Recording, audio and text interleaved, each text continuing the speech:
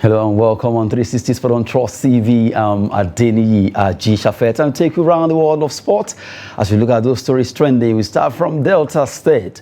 Delta State government right now, they signed MOU with the Federal Ministry of Youth and Sport Development to see how they will be hosting the National Youth Games for the next 4 years. Well, right now we've seen Delta State becoming the hub of sport in Nigeria. And right now I have this particular story alongside Emmanuel Fashemi. Good to have you. Thanks for having me. It's a good one from the Delta State government to actually sign an MOU with the Federal Minister of Youth and Sports Development, led by Honorable Sunday Dari himself. And for Delta State, they have, if you look at it, for the past 20 years thereabouts, Delta State has actually been a top side when it comes to sports, and they have actually been helpful when it comes to sports development in Nigeria. And recently, the National Sports Festival went down in Delta State, as in Asaba Delta State. And if you look at the facilities, they are world-class facilities, top-notch.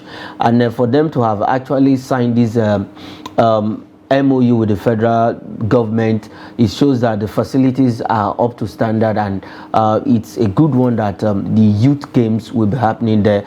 And sincerely speaking, it's no, I don't see any other place that is, except Edo State, that also have those facilities that can match that of Asaba. But I think the Asaba facility is brand new, good ones, and if you look at the facilities, you know it's world class. And for them, for Delta State, they have actually supported sports all along, so good one coming from them. And then for the federal government giving them this chance and this opportunity to actually for the next 4 years for now. The next 4 years.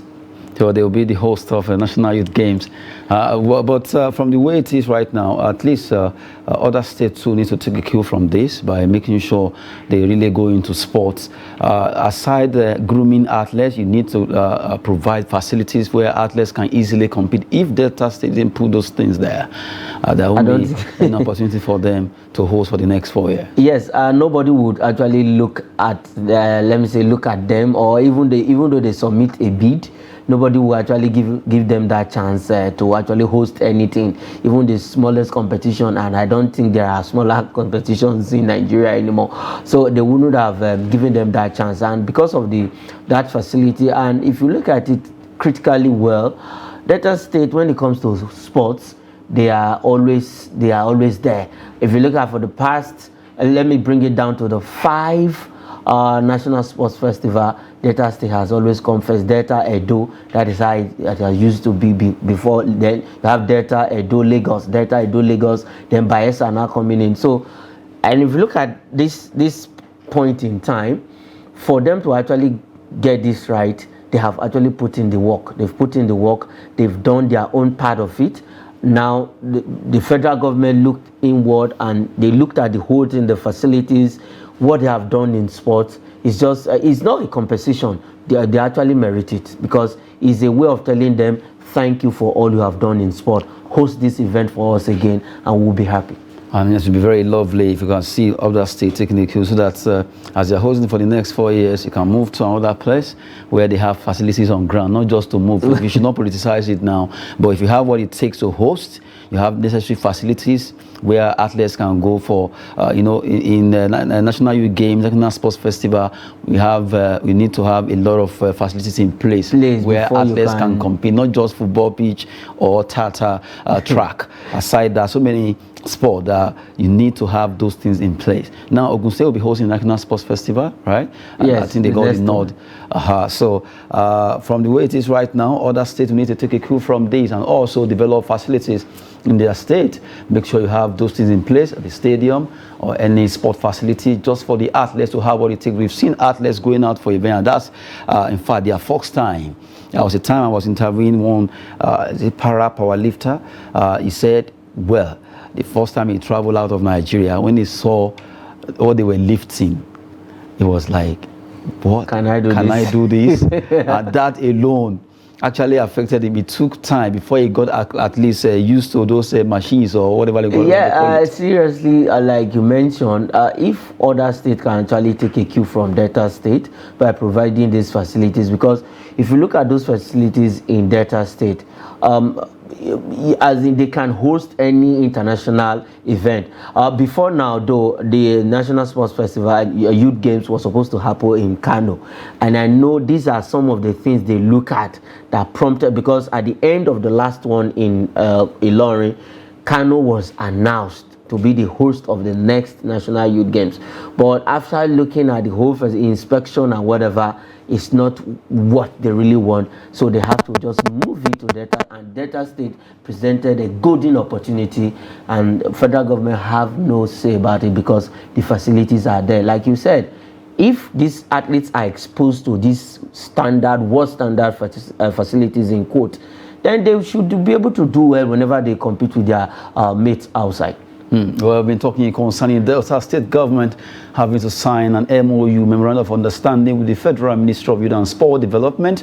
And right now, they'll be hosting National Youth Games for the next 4 years. So at least give Nigeria the best when it comes to facilities on ground to host events. And at least Nigerian athletes will be happy. They've been to a Delta State.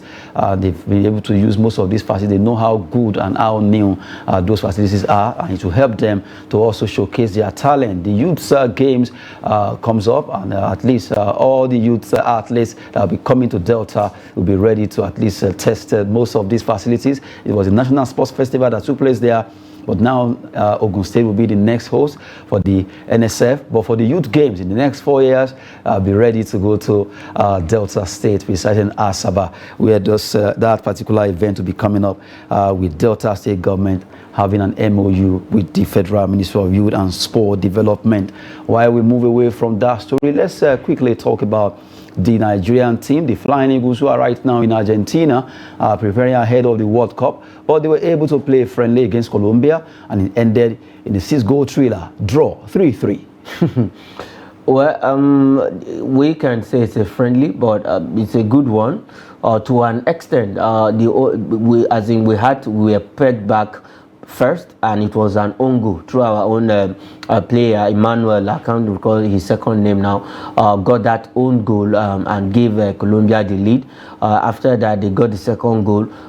Before the resumption of the second half, we were able to put one, and then they went ahead to make it 3-1, and then we're 3-2, 3-3. And if you look at it, this game is just to keep them in shape, to prepare themselves, because we'll be coming up against South American opposition in our group, that is Brazil. About 2 of them, Dominican Republic is there, Brazil is there, and then Italy is there. So it's just to get acclimatized with the way the South Americans plays. But we can say it's a friendly. How prepared is the Flying Eagles? Fine, we had a lot of preparations here before they jetted out of the country. But when the competition starts proper, because if it is what we saw at the Under-20 AFCON, it's the same thing they are going to play at the FIFA World Cup, then we are heading nowhere. We have the most successful team when it comes to Under-20 in our group, that is Brazil.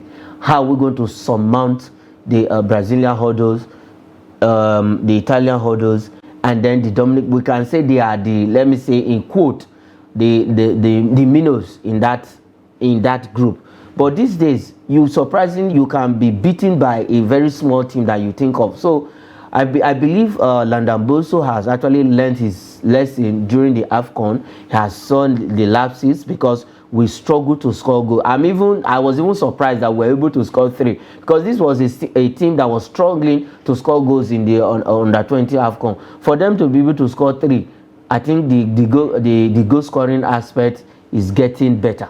Talking about it getting better, we also consider 3, even though Anongo added to it.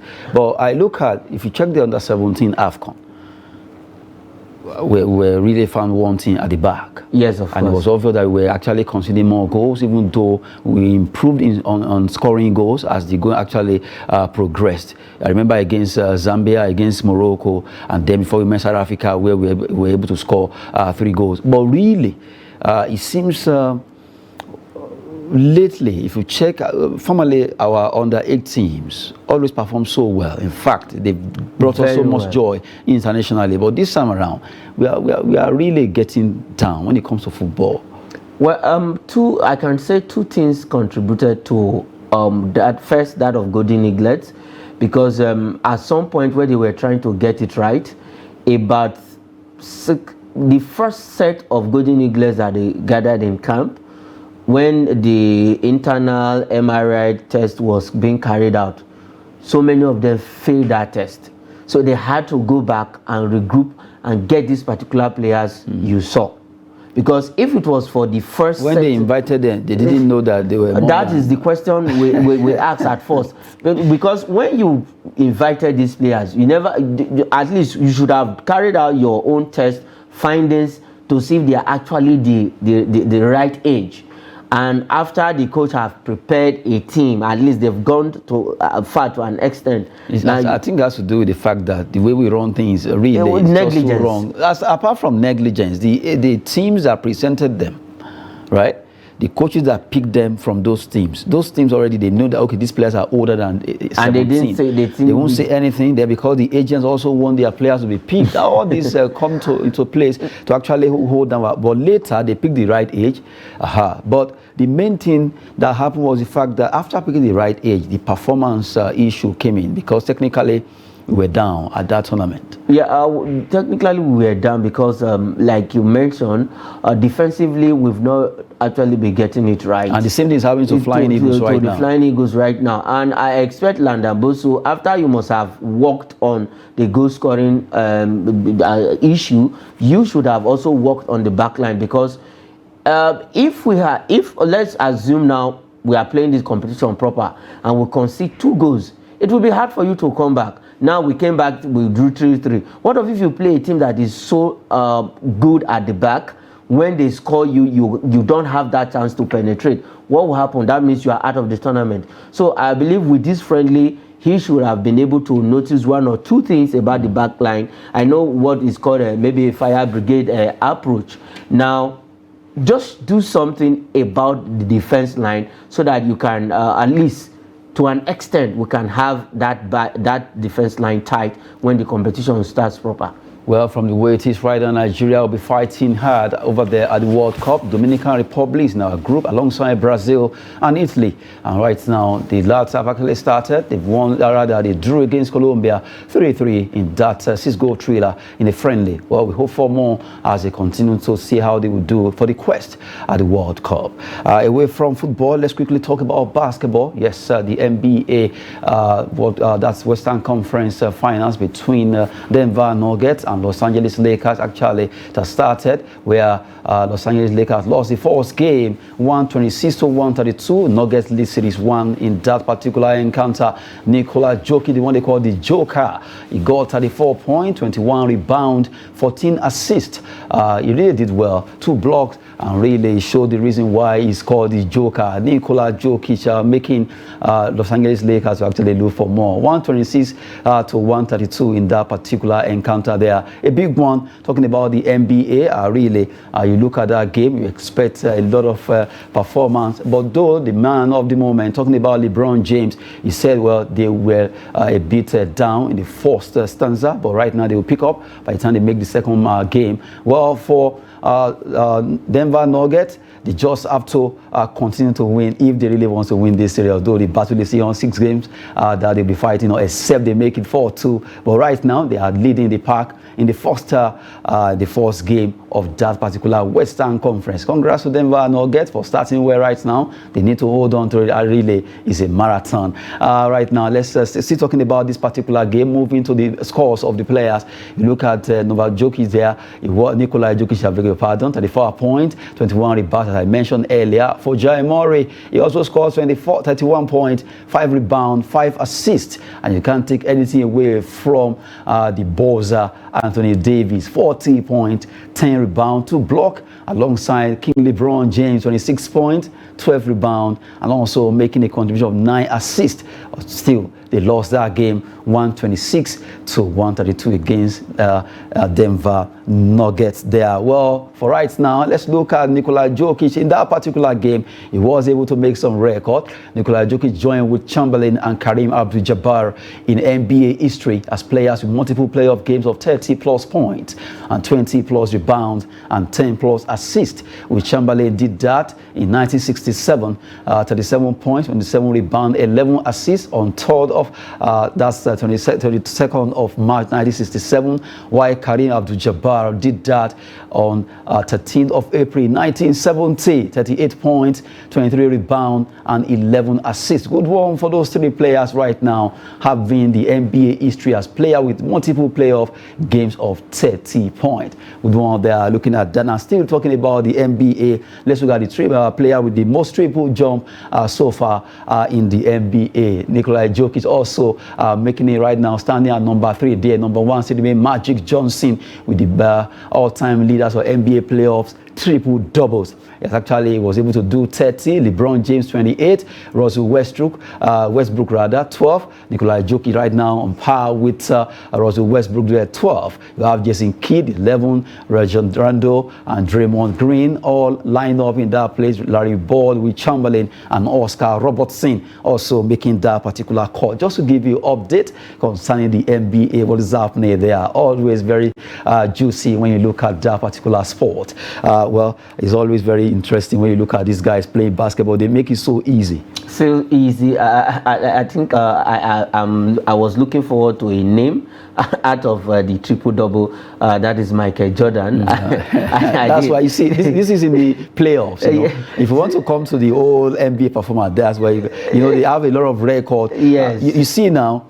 someone is doing this job, a statistician, a mathematician, or whatever that knows how to keep record, is actually being employed to do all these records in place. I think these are some of the things we should also learn to do, because these are, if nobody has put this record in place, we won't even have it right now. We will not as in have that privilege to that information. But sincerely speaking, the person has actually done a great job. And for Nikola Jokic, I think in this era, he's one of the best basketballer we can just have, the likes of himself, LeBron James, our own Antetokounmpo, no matter how they change his name. Mentioned Joel Embiid. Joel Embiid, the I think the Africans. So, and it's good that Africans are actually doing well in basketball in the United States. It's not the whites alone, and I'm proud that we also have Nigerians who are actually doing well there. We have, like I mentioned, Antetokounmpo, who is actually doing well. Victor Obama, no matter so how they want a lot of them,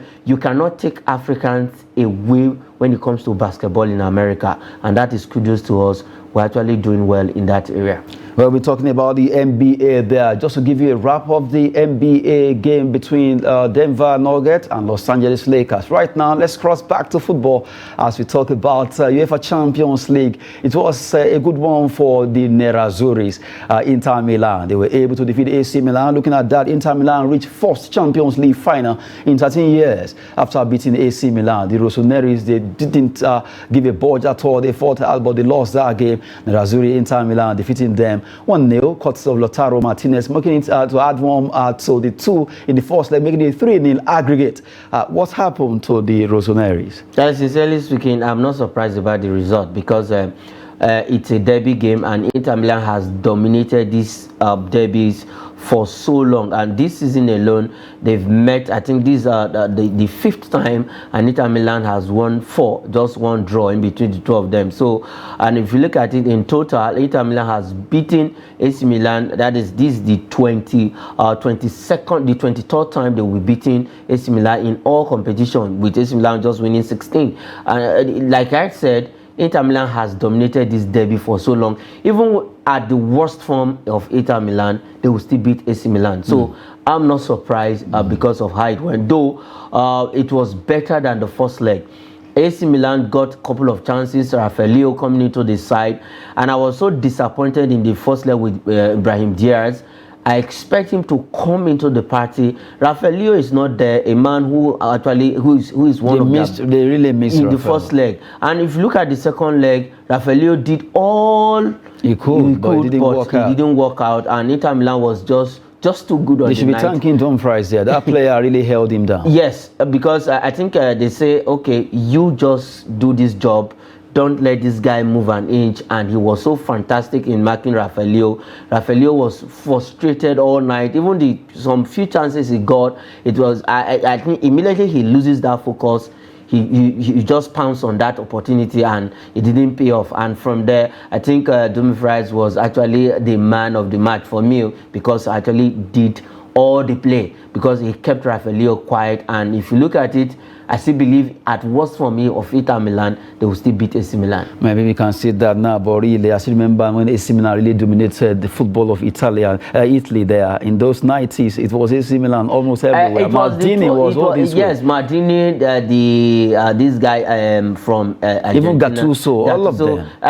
They dominated it, but at some point, it's either Inter Milan or AC Milan, Inter Milan. That is how it has been. But for the past 5 decades, I think power has changed on a bit. Did you say decade or 5 years? 5 years, sorry. For the past 5 years, power has changed on a bit. So congratulations to Inter Milan. The last time they graced the final was in 2010, and it was Mourinho who actually gave 13 years ago, courtesy of Diego Milito go against Bayern. Let me actually take you back. I hope history is not going to repeat itself. 33 years ago, Napoli, that was the last time they won Scudetto. Yes. Now they've won it. I just hope something is going to happen. I don't want Man City fans out there to be like, what are you saying? But really, well, if you look at it, it's close. Because a lot of people are saying if if Man City can at least escape Real Madrid, they will beat Inter. According to somebody's analysis, I was just laughing. I said, you don't do that in football. This Inter that you are seeing right now under Inzaghi, they are just too good. They hit the form at the middle of the season, and they are up there. Everybody thought Napoli. I beg your pardon. Napoli was the one who was going to get to this stage, but they couldn't get here. And for Inter Milan, it's not like a team that is out of sorts, out of form.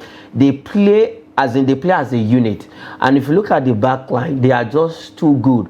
These 3 guys up front, Dzeko, Lautaro, Zeko, Lukaku, these 4 guys, Martinez up front, they can hurt you any day. And if one is not playing, the other one will pick up. And Mkhitaryan is just too good with those slicky passes. He knows how to bring in those passes, and you don't even know who to Let's talk about our own African brother, Andre Onana, right now becoming the first goalkeeper from Cameroon to at least get to the final. Yes, congratulations. That's a record. I think Africans have record when it comes to Inter Milan. The likes of Obafemi Martins, Kanu Nwankwo won the Champions League with Inter Milan. We have Taribo West, all of them. So I think Inter Milan is one of the teams that is so good for Africans.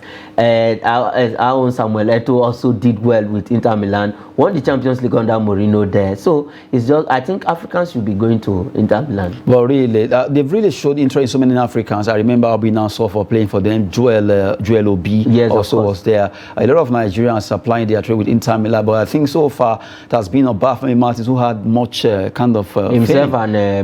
And Papilo. Although Kanu's issue because of his health, then he had to move to Arsenal, but it was a blessing in disguise. Because he was in Arsenal, they actually became a king. We've been talking about UEFA Champions League, what happened between the Nerazzurris, Inter Milan versus AC Milan. A tough one, but really they were able to subdue the force coming from AC Milan, 3-0 aggregate, and now they qualify for the Champions League final, waiting for the winner between Manchester City and Real Madrid. Tonight would be a big night there. Let's just keep it.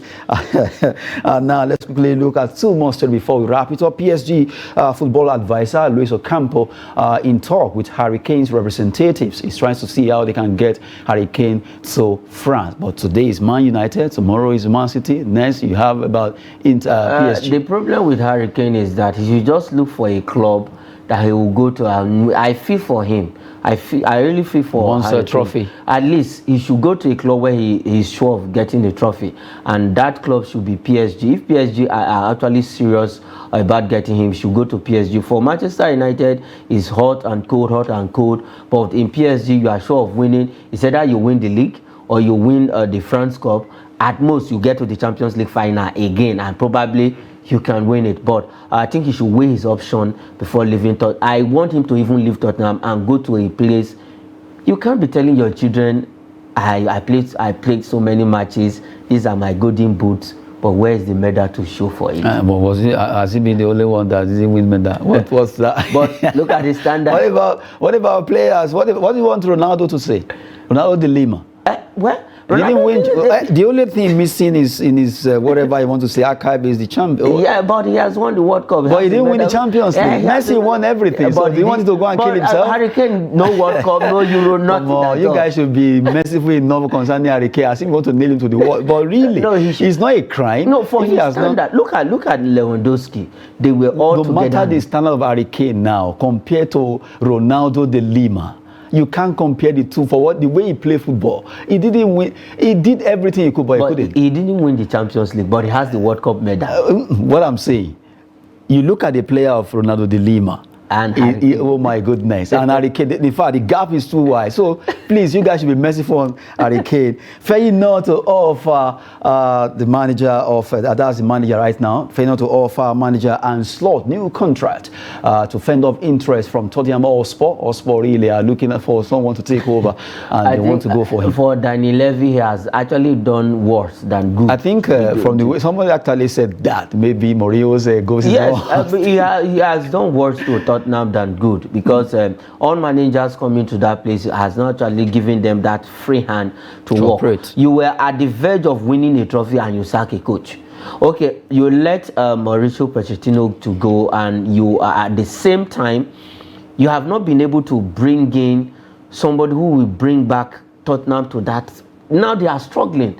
For the past, since Mourinho left, they have been struggling. So for this young man, I think he should remain in Feyenoord. He should remain in Feyenoord. He should remain there. And never. But really, he has done well. I still remember, maybe they'll bring him to England to come and join Erik ten Hag. That would be another Dutch If he comes to join Erik ten Hag, good one. In Man United? Yes. I can see where you are going.